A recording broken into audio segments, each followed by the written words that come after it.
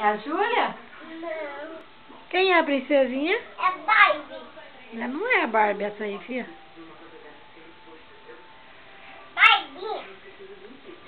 Quem é essa caminha linda? É borboleta. Não é pra arrancar não, tá bom? É borboleta. E ó, peixinho. Uhum. Vem cá, vem. Soldinha. Vem cá, bem montado. Vem cá, bem montado o kit de beijo na cama. Dois peixinhos. Sua boca muito assim. Olha! Olha, pai. Olha que lindo, né? É da princesa. Finge que tá dormindo. Dorme aí pra vovó fumar.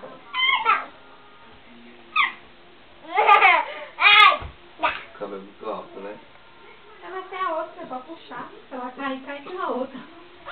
Não faz uma vez, né?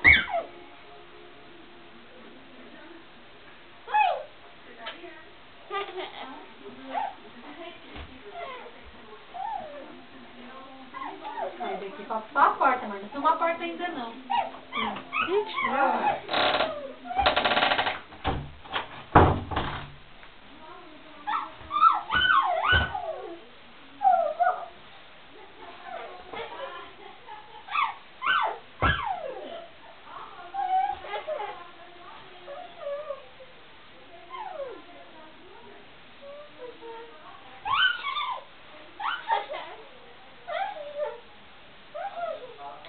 Vai dormir numa caminha chique. De gatinho? Não, é de princesinha. De gatinho, princesinha? Uhum. Esse é um negócio. Esse aqui é um negócio, tá? Ah, tem um igual aquele lá. É uma centopeia. Peia? Uhum. Eu amo ele. Você ama?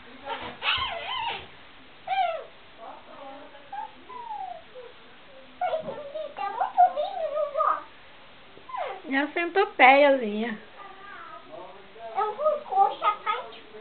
Não vai arrancar o pezinho dela não, tá? Tá.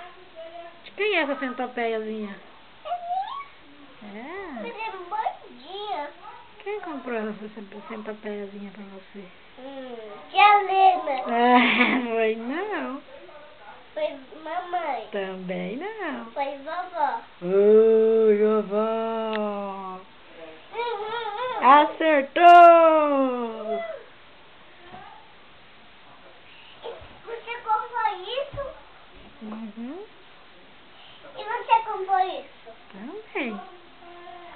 E você comprou o vestido? Manda um beijo aqui pra finalizar.